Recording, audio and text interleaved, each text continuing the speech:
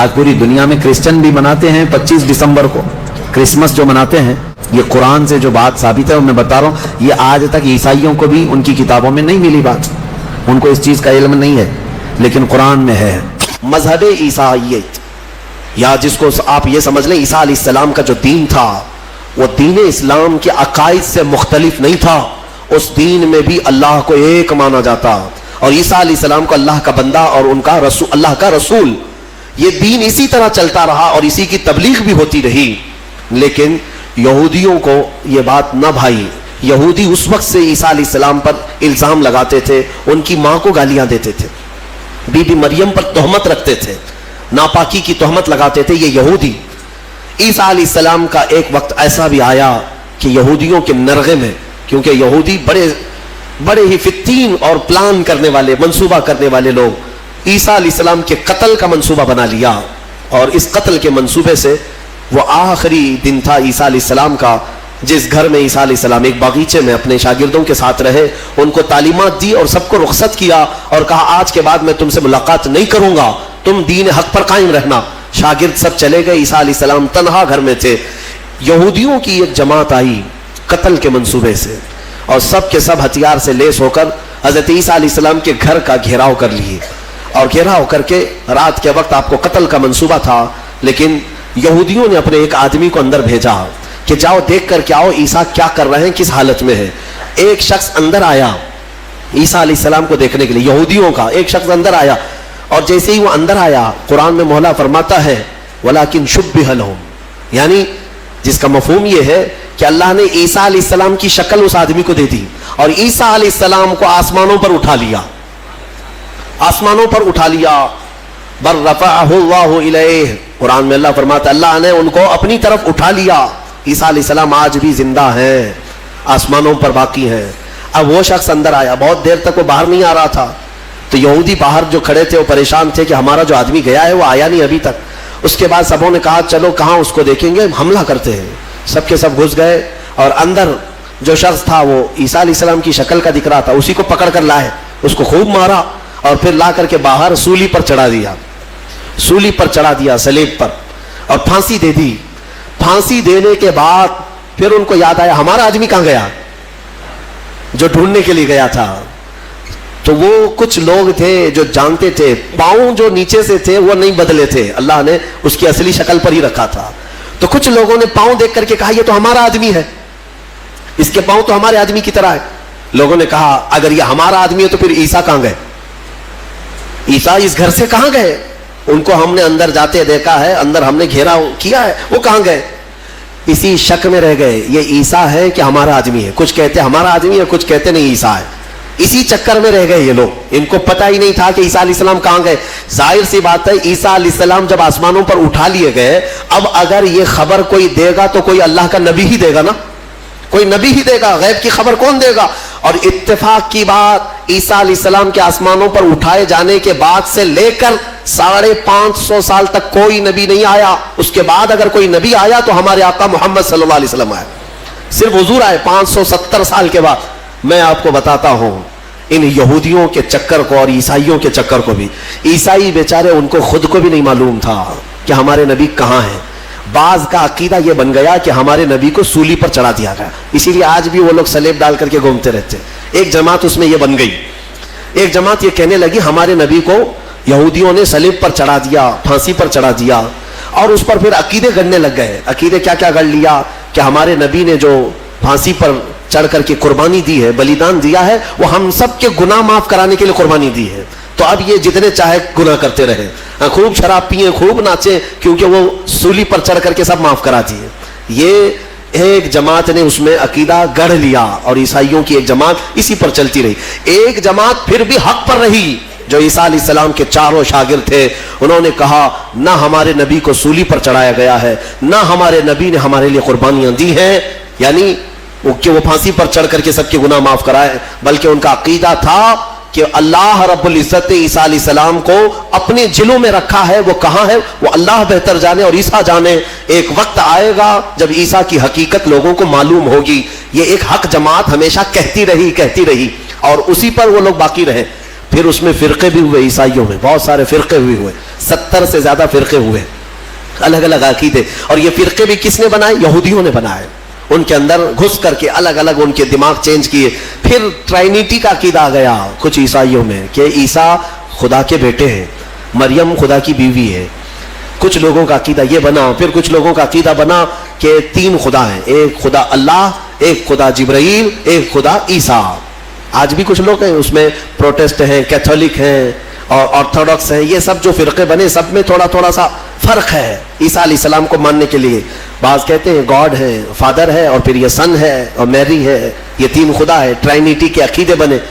اب میں آپ کو بتاتا ہوں, یہ میرے آقا صلی اللہ تعالی علیہ وسلم کا احسان ہے پورے یہودیوں پر بھی اور عیسائیوں پر بھی, کیونکہ یہ جھگڑا کرتے رہے 500 سال تک. اتنا قتل کیا ہے عیسائیوں نے یہودیوں کا اور یہودیوں نے عیسائیوں کا. 500 سال اتنے قتل ہو گئے جس کا شمار نہیں کر سکتے. پورا فلسطین خون میں نہا جاتا تھا جنگوں میں. یہ دونوں جماعتیں لڑتی تھیں. وہ الزام لگاتے ان کی ماں پر اور یہ یہودیوں پر الزام لگاتے. اور قرآن بھی کہتا ہے وقالت الیہود لیست النصارى علی شیء وقالت النصارى لیست الیہود علی شیء. دونوں کہتے تھے. عیسائی کہتے تھے یہودی کوئی چیز ہی نہیں ہے, اور یہودی کہتے عیسائی کوئی چیز ہی نہیں ہے. دونوں لڑتے تھے. 570 سال کے بعد میرے آقا صلی اللہ علیہ وسلم جب جلوہ بار ہوئے اور پھر میرے آقا پر قرآن کی آیتیں اتری اور سورہ مریم اتری, تب میرے آقا نے علل اعلان فرمایا کہ اے لوگوں مریم پر تہمت نہ رکھو, وہ اللہ کی سب سے پاک باز بندی ہیں. عیسائیوں کو احسان ماننا چاہیے میرے آقا کا کہ حضرت بی بی مریم کی طہارت پوری دنیا میں اگر عیسیٰ علیہ السلام کے بعد کسی نے بیان کی ہے تو میرے مصطفیٰ نے بیان کیا. ہاں, اور دوسری بات, حضرت عیسیٰ علیہ السلام کہاں گئے, کہاں ہے, عیسائیوں کو بھی نہیں معلوم, یہودیوں کو بھی نہیں معلوم. میرے آقا صلی اللہ علیہ وسلم نے قرآن کی وحی اترنے کے بعد لوگوں کو بتایا کہ یہ سب آپس میں اختلاف کرتے ہیں. حقیقت یہ ہے کہ عیسیٰ علیہ السلام کو نہ پھانسی دی گئی نہ سولی پر چڑھایا گیا, بلکہ عیسیٰ علیہ السلام کو اللہ نے آسمانوں پر اٹھایا ہے اور قیامت کے قریب عیسیٰ علیہ السلام پھر دنیا میں نازل ہوں گے. یہ عقیدہ میرے آقا نے دیا. ان عیسائیوں کو تمیز نہیں ہے, انہیں پتہ نہیں ہے اسلام کی دشمنی میں مرے جاتے ہیں, ہاں, اور جال بنتے ہیں. انہیں معلوم ہونا چاہیے کہ اسلام کے آنے کے بعد یہ احسان ہے میرے آقا صلی اللہ علیہ وسلم کا کہ بی بی مریم کی بھی طہارت بیان کی اور عیسیٰ علیہ السلام کی حقیقت بھی بیان کی ہے. اللہ تبارک و تعالیٰ ان گمراہ عقیدوں سے ہماری حفاظت فرمائے. ہمیں سورہ فاتحہ میں مولا نے جو سنایا ہے, سکھایا ہے, وہ یہی ہے, اہدنا الصراط المستقیم. دعا کرتے نا, اے اللہ ہمیں سیدھا راستہ چلا, اے اللہ ہمیں سیدھا راستہ چلا. کون سا سیدھا راستہ؟ صراط الذین انعمت علیہم, وہ راستہ جس پہ چلنے والوں پر مولا تو نے انعام نازل فرمایا.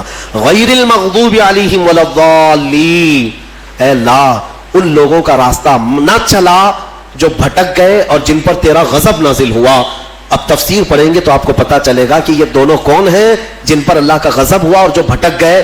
جن پر غضب ہوا وہ یہودی ہیں اور جو بھٹک گئے وہ عیسائی ہیں.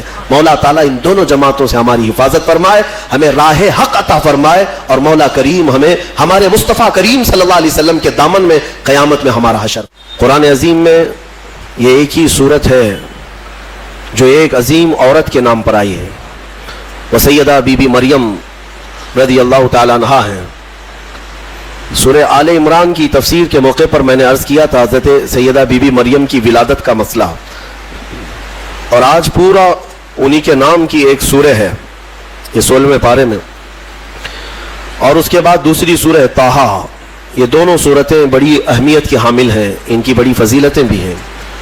خاص طور پر سورہ مریم کی تلاوت کے لیے ہمارے بعض بزرگوں نے عورتوں کو تاکیداً کہا ہے اچھے رشتے کے لیے, صالح رشتے کے لیے جوان لڑکیاں سورہ مریم کی تلاوت کیا کریں, اللہ اس کی برکت سے نیک رشتے عطا کرے گا. اور خاص طور پر حاملہ عورتیں بچے کی ولادت سے پہلے آسانی وضع کے لیے, ولادت کی آسانی کے لیے سورہ مریم کی تلاوت کیا کریں. حضرت بی بی مریم نہایت ہی پاکیزہ خواتین میں ہیں, بلکہ دنیا کی سب سے پاک باز عورتوں میں آپ کا نام آتا ہے. آپ کی پرورش بیت المقدس میں ہوئی. جب آپ جوانی کو پہنچی تو جوانی کو جب آپ آئیں تو ایک دن ایسا ہوا کہ جبرائیل امین علیہ السلام تشریف لائے اور یوں کہا کہ میں اللہ کی طرف سے تجھے ایک بیٹا دینے کے لیے آیا ہوں. حضرت بی بی مریم نے پکار کر کہا مجھے بیٹا کیسے ہو سکتا ہے؟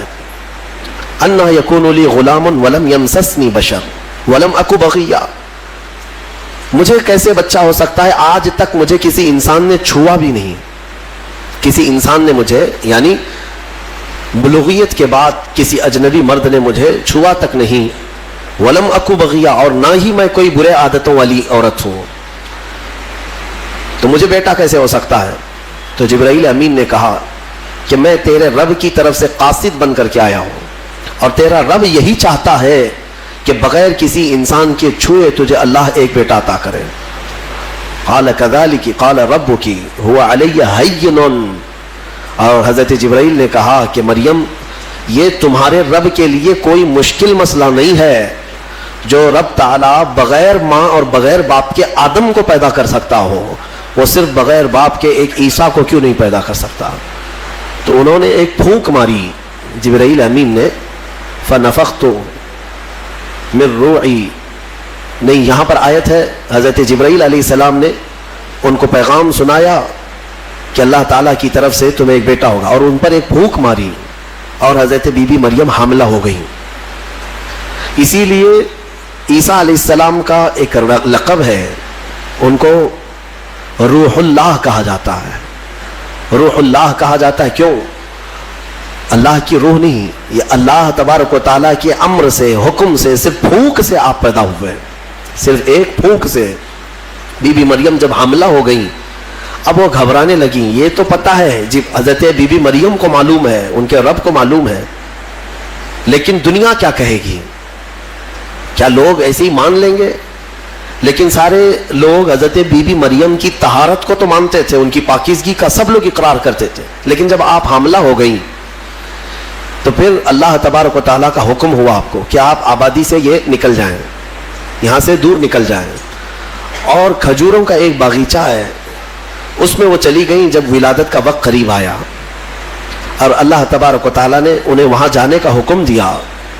اب وہاں جب وہ پہنچیں تو درد کی شدت تھی آپ کو بھی، اور حضرت بی بی مریم نے درد زہ میں جو الفاظ کہے وہ بھی قرآن میں آیا، فناداها من تحتها اللہ تحزنی قد جعل ربکی تحتکی سریا، وہ پکارنے لگی اور یہ کہتی تھی یا لیتنی مت قبل هذا وکنت نسیا منسیا، اے کاش میں اس سے پہلے مر گئی ہوتی۔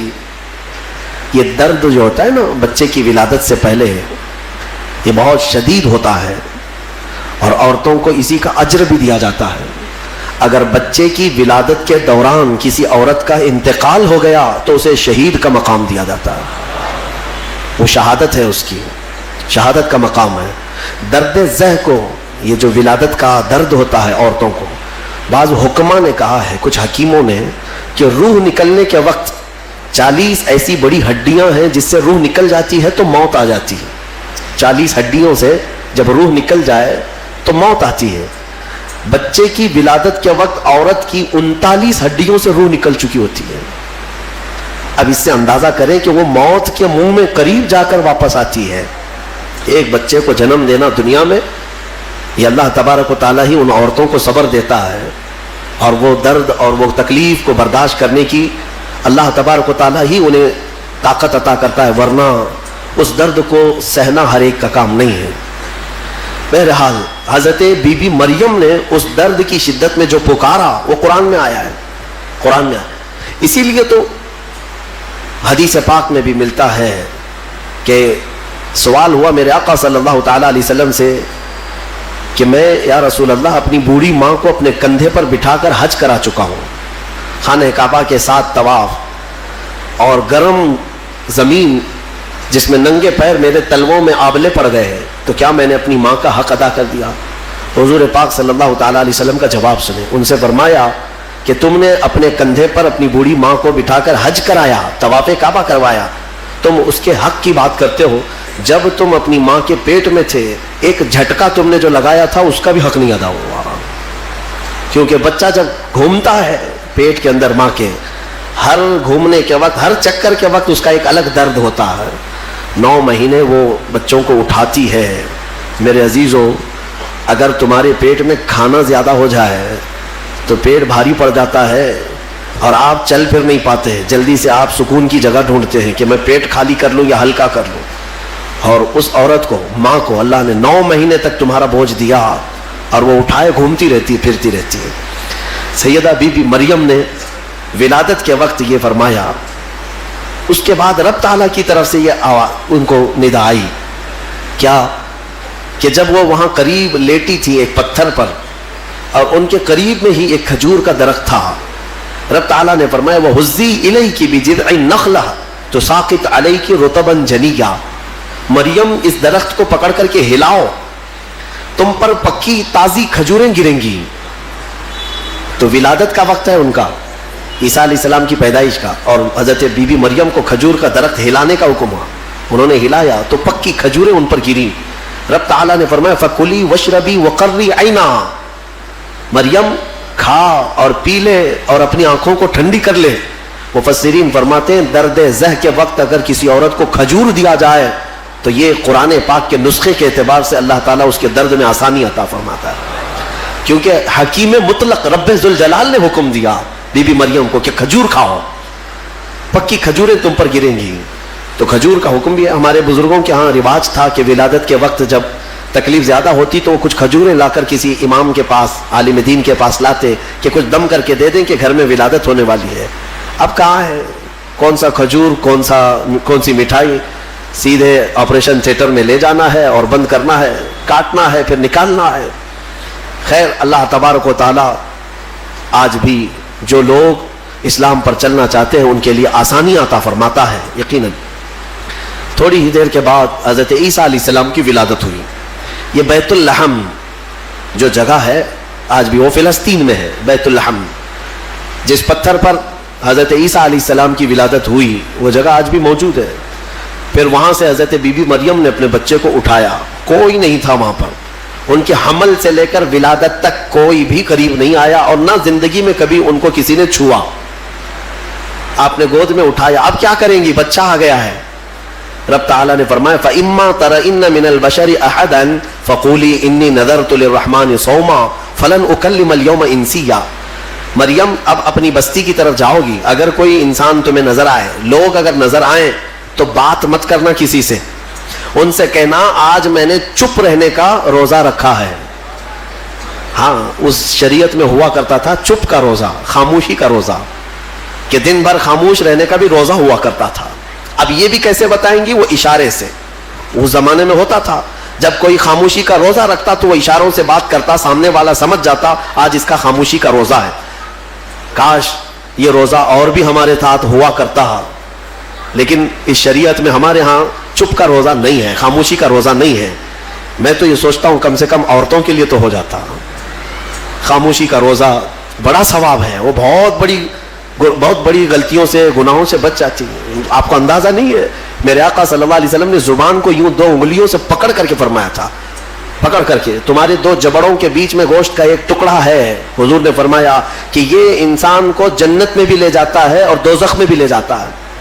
ہاں, اور پھر ایک حدیث پاک ہے, حضور فرماتے ہیں 2 جبڑوں کے بیچ میں ایک گوشت کا ٹکڑا زبان, 2 رانوں کے بیچ میں ایک گوشت کا ٹکڑا شرمگاہ, جس نے ان 2 چیزوں کی حفاظت کی ذمہ داری لے لی, میرے آقا فرماتے ہیں میں اسے جنت میں لے جانے کی ضمانت دیتا ہوں, جنت میں لے جانے کی ضمانت دیتا ہوں. یہ 2 چیزوں کی اگر کوئی حفاظت کر لیا.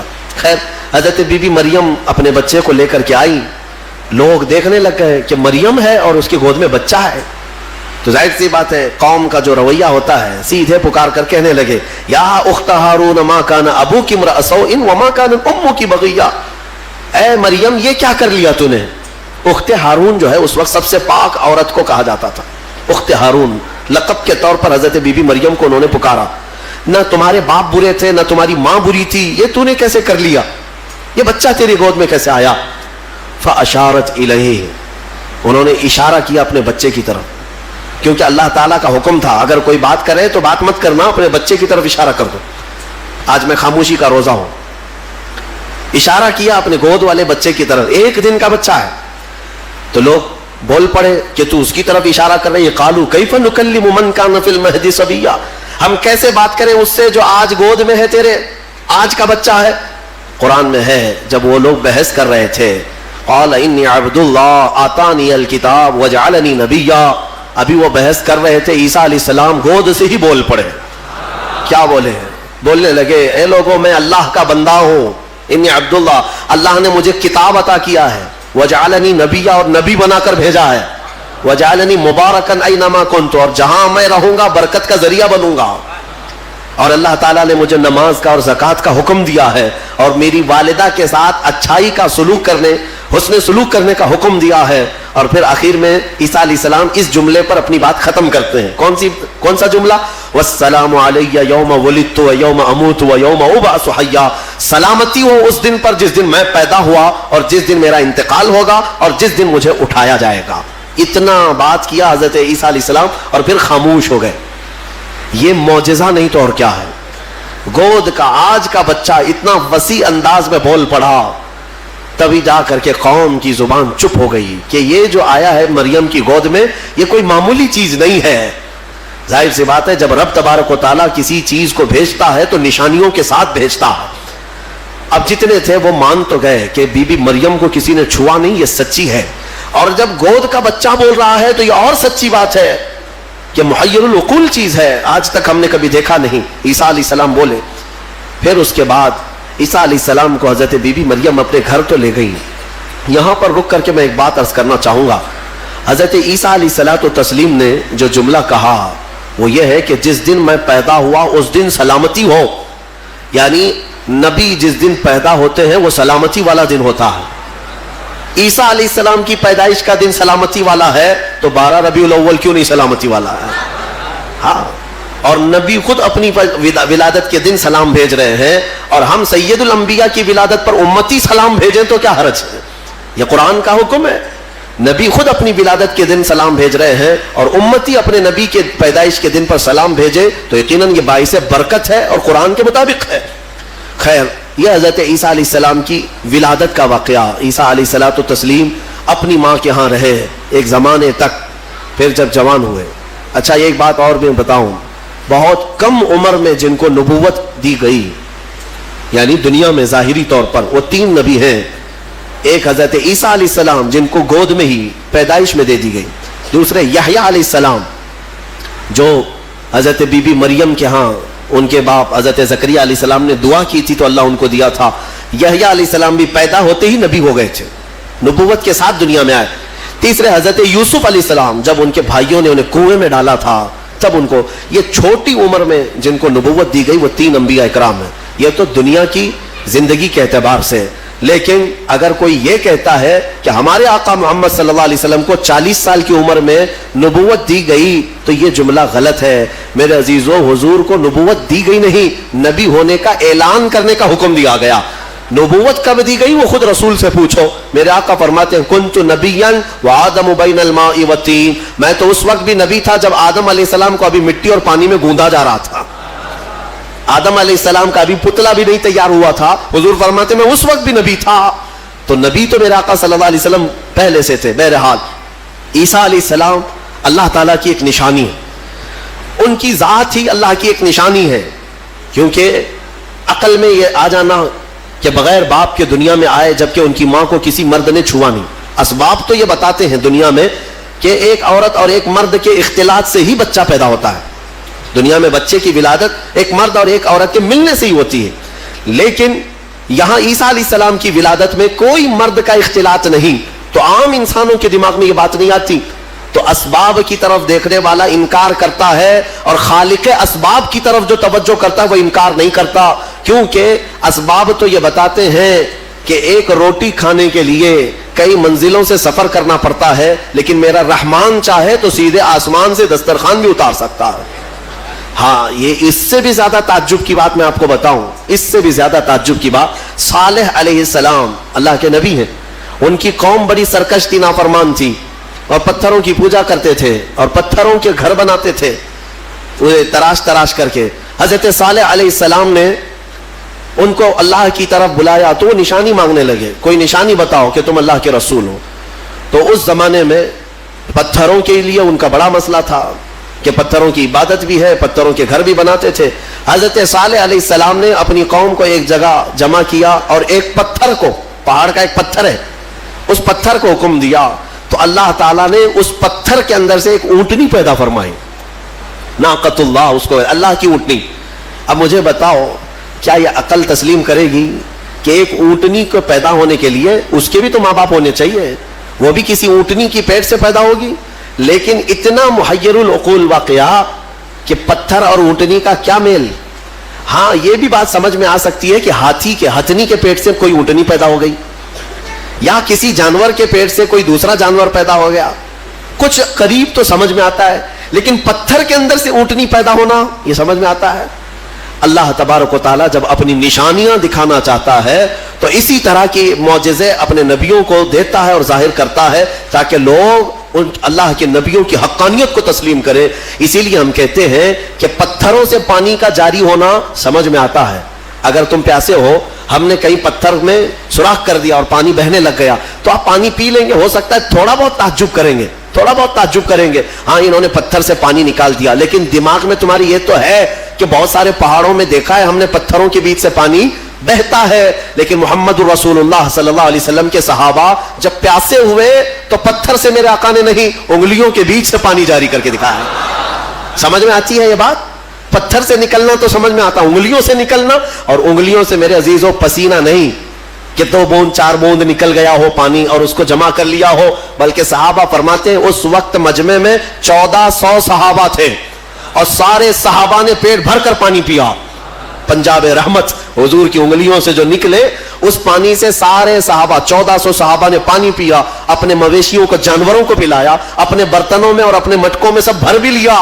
اور صحابی فرماتے ہیں اس وقت اگر ہم 10,000 بھی ہوتے تو وہ پانی کم نہ ہوتا, اس سے زیادہ کی تعداد بھی ہو. یہ جو معجزے ہیں اللہ تبارک و تعالیٰ کے نبیوں کے لیے دیے جاتے ہیں, اور یہ نشانیاں حضرت عیسیٰ علیہ الصلوۃ والتسلیم اللہ رب العزت کی کھلی نشانی تھے. اب آگے میں بتاتا ہوں, ایک تو ان کی پیدائش ہی نشانی ہے, ان کی ولادت ہی ایک نشانی ہے, لیکن جب آپ جوان ہوئے ہیں اور لوگوں کو اللہ کی طرف بلائے ایک خدا کی دعوت, اس کے باوجود لوگ نشانیاں پوچھتے رہے کیونکہ وہ یہودیوں کی جماعت میں آئے تھے. بنی اسرائیل میں حضرت عیسیٰ علیہ السلام پیدا ہوئے, اس وقت یہودی تھے, اور یہودی نافرمان قوم اکثر نبیوں کو جھٹلایا کرتے, یہاں تک کہ نبیوں کا قتل بھی کرنے میں ان کا بڑا ہاتھ رہا ہے. یہودیوں نے تقریباً 10,000 نبیوں کو قتل کیا ہے. ہاں ہم اللہ کے نبیوں کو, قرآن صاف کہتا ہے وَيَقْتُلُونَ النَّبِيِّينَ بِغَيْرِ حَقٍّ وَيَقْتُلُونَ الْأَنْبِيَاءَ بِغَيْرِ حَقٍّ. نا حق یہ نبیوں کو قتل کیا کرتے تھے یہ یہودی, کیونکہ ان کی طبیعت کا اگر مسئلہ نہیں ملتا تو نبی کو مار دیتے. ان کو اپنی طبیعت کا مسئلہ چاہیے ہوتا, شریعت ان کو ویسی چاہیے جیسا وہ چاہیں. انبیاء کرام علیہ السلام کوئی کمپرومائز کرنے کے لیے نہیں آتے, وہ حق کے داعی ہوتے ہیں, حق کے داعی ہوتے ہیں. بہرحال حضرت عیسیٰ علیہ السلام جب جوان ہوئے تو آپ کو پھر سے نشانیاں پوچھی گئیں کہ آپ اللہ کے رسول ہیں, آپ اللہ کے نبی ہیں, کوئی نشانی.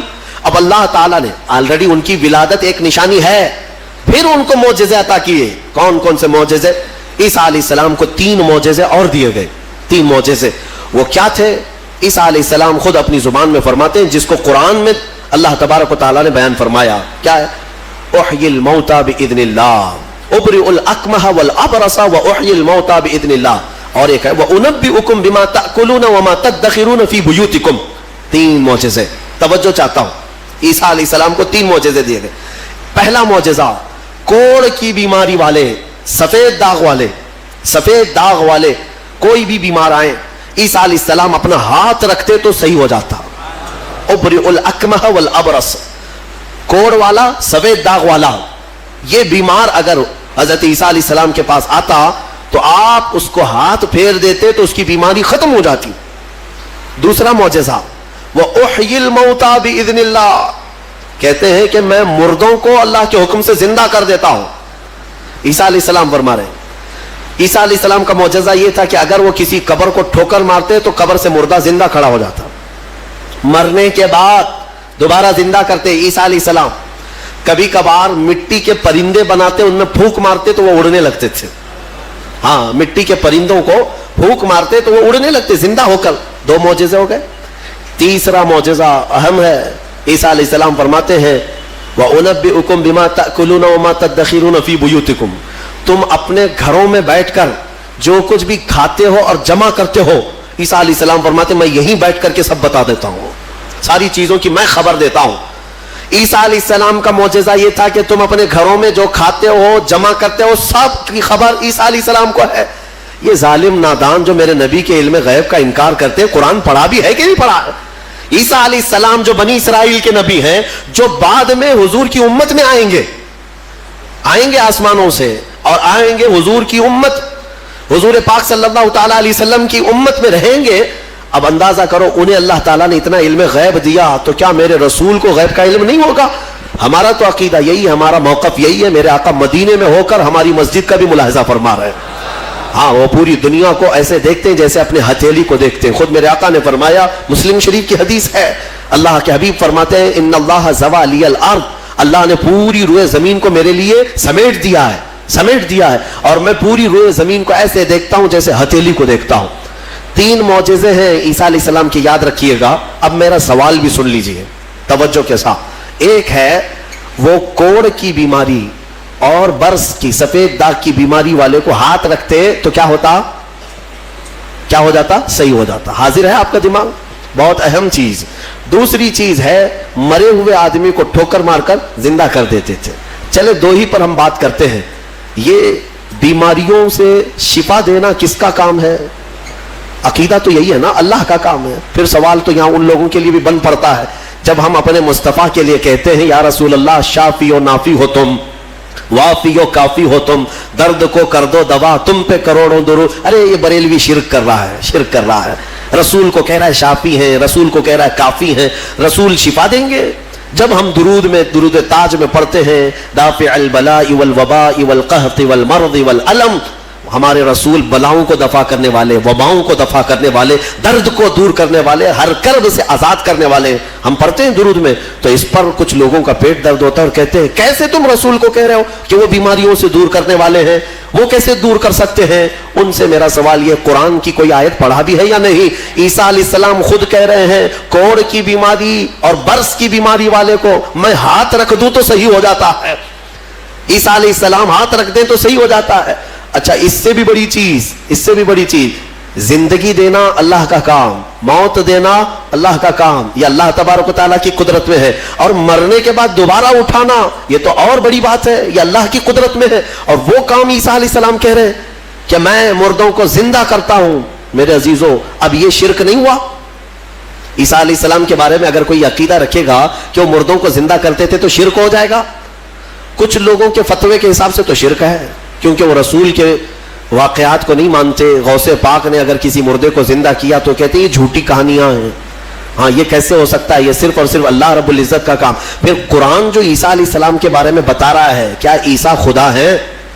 عیسیٰ علیہ السلام خدا ہے؟ یہاں ایک نقطہ سمجھ کر کے چلو. اللہ رب العزت یقیناً قادر مطلق ہے، رزاق وہی ہے، خالق وہی ہے، شافی وہی ہے. لیکن اگر وہ اپنی طاقت کسی محبوب رسول یا نبی کو شفا دینے کی طاقت دے دے، دوبارہ زندہ کرنے کی طاقت دے دے، یا بیماریوں سے دور کرنے کی طاقت دے دے، تو اس میں کسی کے پیٹ درد ہونے کی ضرورت نہیں. مولا جسے جو چاہے وہ مقام عطا فرمائے. یہ شرک بھی نہیں ہے، اللہ جسے جو چاہے وہ عطا فرمائے. اسی لیے ہمارا موقف یہ ہے الحمدللہ کہ ہم مانتے ہیں کہ رسول پاک صلی اللہ تعالی علیہ وسلم بیماریوں کو دور کرتے تھے، لیکن ہم انہیں خدا نہیں مانتے. جیسے عیسیٰ علیہ السلام اللہ کی عطا سے بیماروں کو شفا کرتے تھے، میرے مصطفیٰ بھی اللہ کی عطا سے بیماروں کو شفا کرتے ہیں. اور اسی لیے ہم مانگتے بھی ہیں میرے آقا کی بارگاہ میں، ہمیں بزرگوں نے سکھایا ہے. بلکہ ایک حدیث بھی میں آپ کو بتا دوں. ایک صحابی آئے اور ان کے بھائی کا پیٹ درد کر رہا تھا، بہت تکلیف تھی. حضور کے پاس آئے، کہا یا رسول اللہ میرے بھائی کا پیٹ بہت درد کر رہا ہے. ڈاکٹر نہیں تھا کیا مدینے میں؟ کوئی طبیب نہیں تھا. وہ صحابی حضور کے پاس کیوں آئے؟ اس لیے کہ صحابہ کو معلوم تھا کہ یہ شفا خانہ ہے، یہاں سے جو حکم ہوگا اس میں شفا ہے. حضور اکرم صلی اللہ تعالی علیہ وسلم نے فرمایا جاؤ اپنے بھائی کو شہد چٹاؤ، اسقیہ عسلا، اسے شہد چٹاؤ. وہ گئے، شہد چٹایا تو جلاب لگ گئے، یعنی بہت زیادہ لوز موشن شروع ہو گئے. وہ دوسرے دن بھاگے آئے، کہا میں نے تو کل شہد چٹایا لیکن وہ زیادہ اس کا درد بڑھ گیا اور موشن شروع ہو گئے، یعنی جلاب ہو گئے، دست آ رہے. تو حضور پاک صلی اللہ علیہ وسلم نے دوسرے دن پھر کیا دوا فرمائی؟ کہا اسقیہ عسلا، جاؤ اس کو پھر شہد چٹاؤ، پھر سے شہد چٹاؤ. ایک دوا سے اگر فائدہ نہ ہو تو آپ پھینک دیں گے. اور وہ صحابی دوسرے دن پھر گئے، اپنے بھائی کو کہا آج پھر شہد کھاؤ. پھر انہوں نے شہد کھایا تو آج تو ایسا ہوا کہ ان کا بستر خراب ہو گیا، اٹھنے بیٹھنے کی طاقت نہیں تھی، اتنے زیادہ دست ہونے لگے. شہد جیسی کھا رہے بڑھتا جا رہا ہے، بڑھتا جا رہا ہے. تو کوئی آ کے یہ تو کہہ سکتا تھا کہ ریئیکشن ہو رہا ہے، دوا بدل دیں. تیسرے دن آئے وہ صحابی، کہا یا رسول اللہ اب تو اور حالت بری ہو گئی، بہت زیادہ تکلیف پہ ہے. تیسرے دن میرے آقا صلی اللہ علیہ وسلم نے فرمایا جا اپنے بھائی کو شہد چٹا. تیسرے دن بھی اس صحابی نے کہا یا رسول اللہ شہد چٹاؤں؟ کہا ہاں، تیرے بھائی کا پیٹ جھوٹ بول رہا ہے، اللہ کا نبی سچ بول رہا ہے. وہ گئے تیسرے دن شہد چٹایا. تیسرے دن جب شہد چٹایا تو نہ جلاب ہے نہ درد ہے، بلکہ پہلے سے بہتر صحت ہے، صحت و تندرستی پہلے سے بہتر ہے. وہ آئے میرے عزیزوں، کہنا یہ تھا کہ حضور پاک صلی اللہ تعالی علیہ وسلم نے پھر ارشاد فرمایا کہ تمہارے بھائی کو شہد کی جو تجویز کی گئی تھی وہ اللہ تبارک و تعالیٰ کے حکم سے ہے کہ شہد میں اللہ نے شفا رکھا ہے. اب وہ گڑبڑ کیوں ہو رہی تھی؟ ایک بار چٹانے کے بعد دودھ اور گڑبڑ. شیطان اس طرح سے کرواتا ہے تاکہ تمہارا عقیدہ رسول کی بات پر نہ رہے، اور اگر تم جمے رہ گئے اسی بات پر تو شفا تو اللہ ہی کی طرف سے آئے گی. بسا اوقات ایسا ہوتا ہے کہ کچھ لوگ ہم سے آ کر کے کہتے ہیں کہ حضرت کوئی وظیفہ دے دیجئے. وظیفہ دیے، جو کام تھا وہ بھی چھوٹ گیا، آپ نے جو دیا اس سے ریئیکشن ہو گیا ہے. اکثر لوگوں کو ایسا لگتا ہے ہمارے پاس وظیفہ لیتے ہیں، تعویذ لیتے ہیں، 2 دن کے بعد پھر بولتے ہیں کہ حضرت ابھی تک کچھ ہوا نہیں ہے. تو کیا ہمارے پاس موسیٰ علیہ السلام کی چھڑی ہے کہ ابھی ماریں گے تمہاری دکان کھل جائے گی، بازار میں تمہارا مر لگ جائے گا؟ صبر بھی تو کوئی چیز ہے. آپ جن چیزوں کو تجویز کیا جاتا ہے علماء ربانیین کی طرف سے احادیث کے ذریعے سے، اس پر صبر ہوگا، اللہ تبارک و تعالیٰ تمہیں آزمائے گا، اور اگر تم کھرے اتر گئے تو انشاءاللہ ساری برکتیں تمہیں اللہ عطا فرمائے گا. ایک چیز دوسری، ایک صحابی آئی حضور کے پاس، ان کا بیٹا گونگا تھا، بولتا نہیں تھا، 8 سال کا یا 9 سال کا بچہ تھا، پیدائشی، بولتا نہیں. حضور کے پاس لائی اور کہا کہ حضور یہ میرا بچہ بولتا نہیں ہے، اسے کچھ فرما دیں، بولنے کی طاقت دینا اللہ کا کام ہے. وہ صحابیہ حضور کے پاس کیوں آئی؟ شرک کرنے آئی تھی؟ نعوذ باللہ من ذالک. صحابہ کا عقیدہ یہی تھا، بخدا خدا کا یہی ہے در، جو بریلی کے امام نے ہمیں سکھایا ہے. بخدا خدا کا یہی ہے در، نہیں اور کوئی مفر مقر، جو وہاں سے ہو یہی آ کے ہو، جو یہاں نہیں تو وہاں نہیں. ہاں وہ آئی اور حضور کے پاس لے آئی. حضور پاک صلی اللہ تعالی علیہ وسلم نے ان کو، اس بچے کو کیا دعا دی، کیا دوا دی، کیا وظیفہ دیا؟ کچھ نہیں. سامنے بٹھایا، بچہ سامنے آیا، رسول کریم صلی اللہ تعالی علیہ وسلم نے اس بچے کا نام لے کر کے کہا کہ قل من انا، اے بچے بول میں کون ہوں. سوال حضور نے فرمایا، وہ گونگا پیدائشی بول پڑا، اشہد انک محمد رسول اللہ، میں گواہی دیتا ہوں کہ آپ محمد اللہ کے رسول ہیں. مجھے بتاؤ، اسی لیے ہمارے امام اعلی حضرت فاضل بریلوی رضی اللہ تعالیٰ عنہ نے فرمایا ہے، آنکھ عطا کیجئے اس میں ضیاء دیجئے، جلوہ قریب آ گیا تم پہ کروڑوں درود. ہم مانتے حضور کی بارگاہ میں ہے تو یہ صحابہ کا ہی عقیدہ ہے. میرے عزیزوں، میں نے عیسیٰ علیہ الصلوۃ والتسلیم کے ان واقعات سے یہ ثابت کرنے کی کوشش کی ہے کہ الحمدللہ اہل سنت و جماعت کا جو موقف ہے وہ قرآن و حدیث کے مطابق ہے، کوئی گمراہ نہ ہو اور نہ ہی گمراہیوں میں آئے. الحمدللہ. اب میں یہاں پر بات ختم کرتا ہوں تفسیر کو.